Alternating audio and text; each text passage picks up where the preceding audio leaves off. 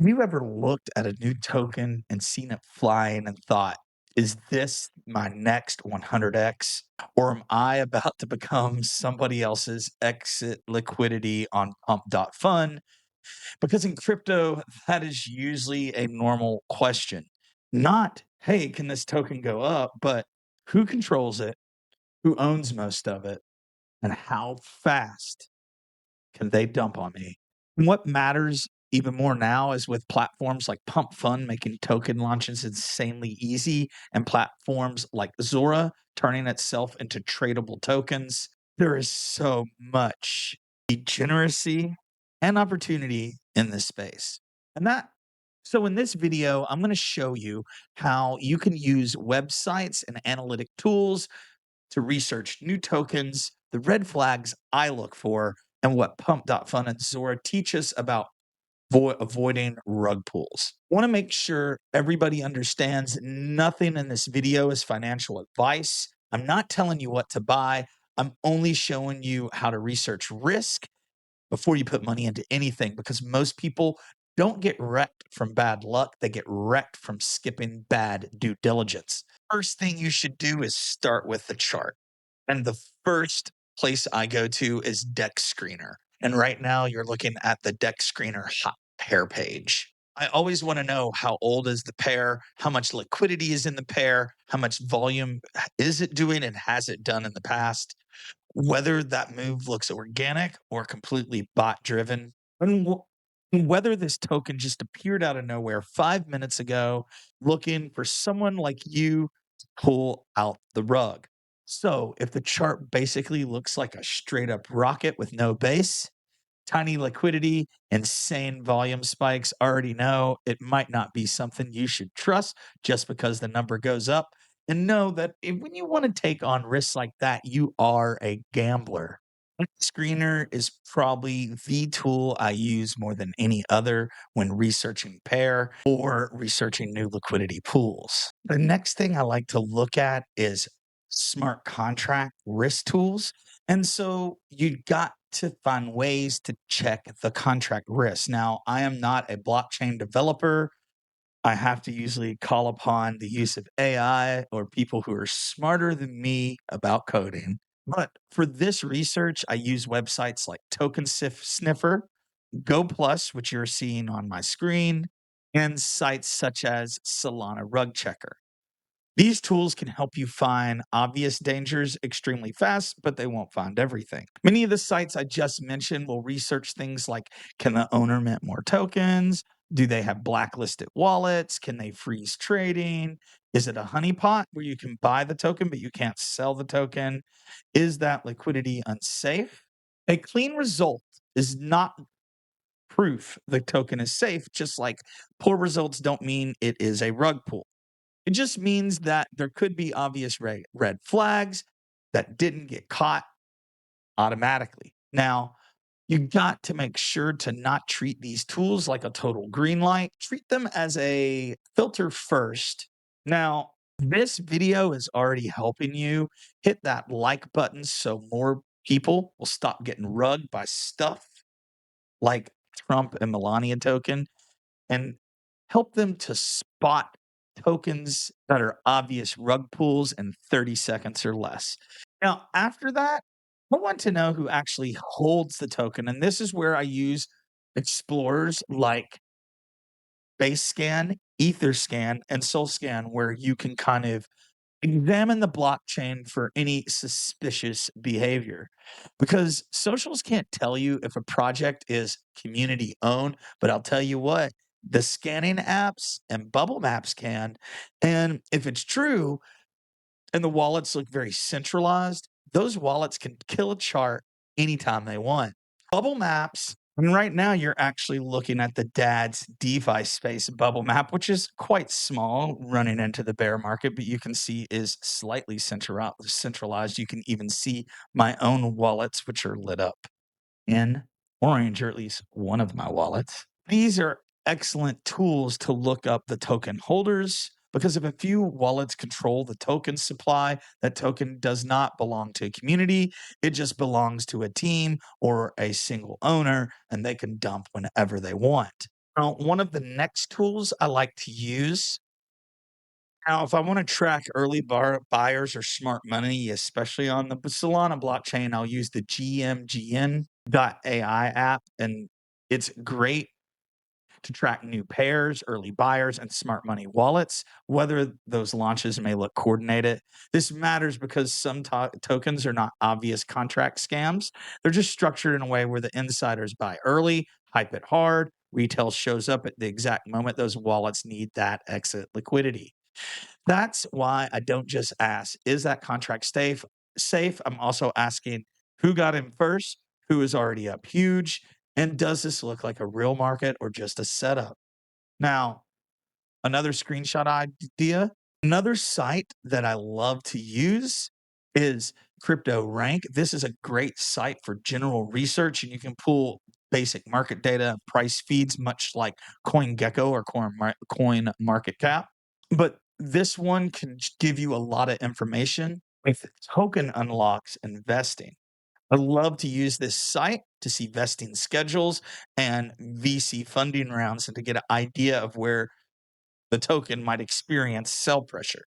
Now, let's talk a little bit about Pump.fun because it truly changed the speed of token speculation in the crypto space. Pump.fun launched in 2024 and made it incredibly easy for anyone to create a tradable token on Solana.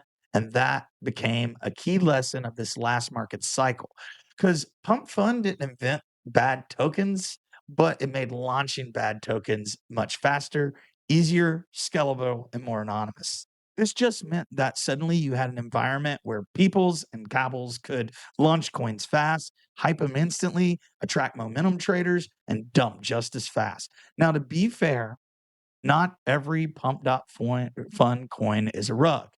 But if the platform removes friction from token creation, it also removes that friction from, or it removes that friction not just from genuine creators and builders, but also bad actors in this space. So when I'm researching a Pump Fund token or even a Zora token, I'm much, much more strict within this research. I want to know who launched it, who bought it first, whether wallets are linked to that. Is the hype fake? Whether this is actual demand or just maybe a short-lived rotation.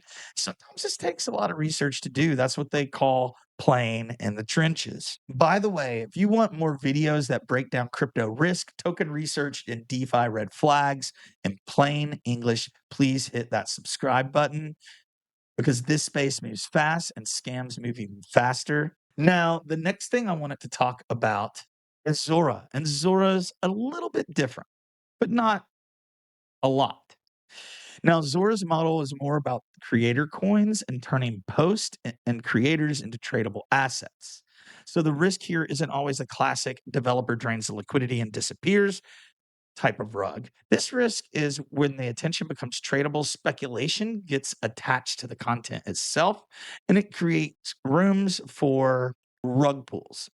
But it may not be the team, it could be the creator, it could be the ones who got in early with that creator, or just a bunch of bots. This can create rapid pumps, shallow liquidity, extremely emotional buy-in with the traders. I've seen this within groups myself. You see violent dumps and confusion about what people are even buying.